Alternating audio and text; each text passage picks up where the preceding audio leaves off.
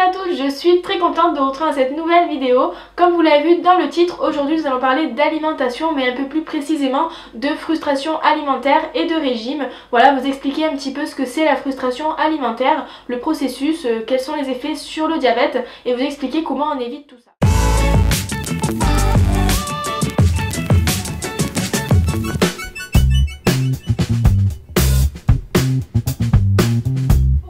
D'abord, qu'est-ce que c'est la frustration? Donc la frustration, c'est une réponse émotionnelle, c'est une émotion tout simplement qu'on perçoit lorsque on se prive de quelque chose. Donc on en parle souvent dans les régimes, lorsqu'on se prive d'aliments par exemple, on parle de frustration alimentaire. Elle peut être provoquée par plusieurs choses, ça peut être une frustration que l'on se provoque par nous-mêmes, voilà, se priver d'aliments, etc.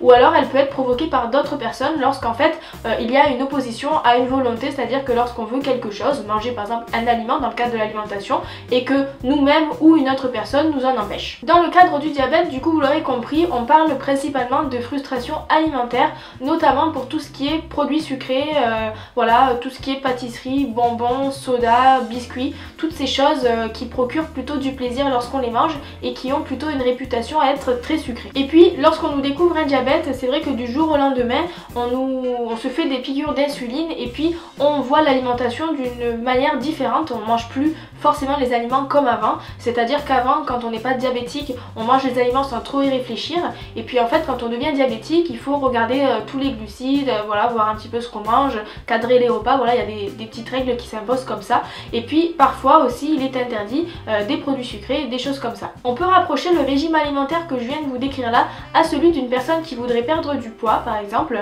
Voilà, donc tout ce qui est régime amincissant, souvent ce sont des régimes qui sont réputés très stricts et restrictifs, et du coup c'est vrai que du coup à ce moment là il y a des frustrations alimentaires qui sont créées et les personnes veulent perdre du poids, donc c'est vrai qu'elles en perdent plutôt bien, et on observe à ce moment là un effet yo-yo. Pour vous expliquer l'effet yo-yo dans le cadre d'un régime amincissant, c'est le fait de faire un régime très strict, de perdre du poids très vite, d'être frustré, du coup de se créer des frustrations, de craquer, de reprendre du poids, de refaire un régime, tac, on repère du poids, on recraque, on en reprend, etc. etc.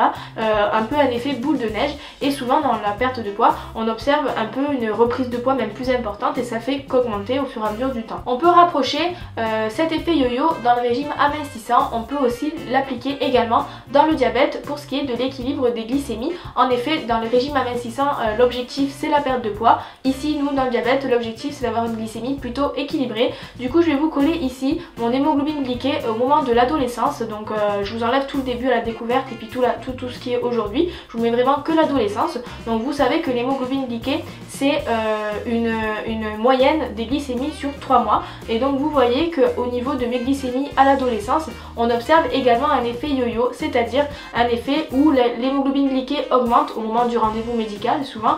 On fait des efforts, du coup elle rebaisse, on craque, elle remonte, on fait des efforts, elle rebaisse, on craque, elle remonte, etc. etc. Au moment de mon adolescence, c'est vrai qu'au niveau de l'alimentation, on était beaucoup moins informé qu'aujourd'hui et beaucoup moins large sur tout ce qui est alimentation, aliments permis, etc. et beaucoup moins adaptable au niveau des aliments et de l'insuline. Et donc du coup, cet effet yo-yo est produit un petit peu par la frustration que cela produisait d'être un peu interdit, privé de ces aliments. Pour terminer, je voulais vous expliquer comment du coup on évite ces frustrations, parce que vous l'aurez compris, ces frustrations ont plutôt un effet néfaste sur les glycémies dans le cadre du diabète.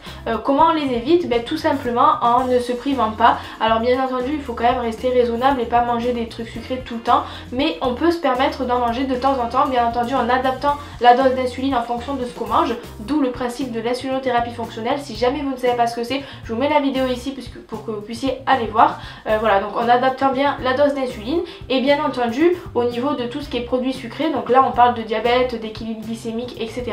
mais il y a aussi le fait d'avoir un poids correct, c'est-à-dire que si on se permet plein de produits sucrés tout le temps, on peut avoir des glycémies très équilibrées souvent. Par contre, on peut aussi prendre beaucoup de poids d'un coup, et ça c'est quelque chose sur lequel il faut bien faire attention. Voilà, j'espère que cette vidéo vous aura plu, j'espère qu'elle n'aura pas été trop longue. Si jamais vous avez des questions, n'hésitez pas à les mettre en commentaire sur les réseaux sociaux, Facebook, Twitter, Instagram et tout ça. N'oubliez pas également de vous abonner à la chaîne YouTube et à la page Facebook pour recevoir une notification en cas de nouvelle vidéo.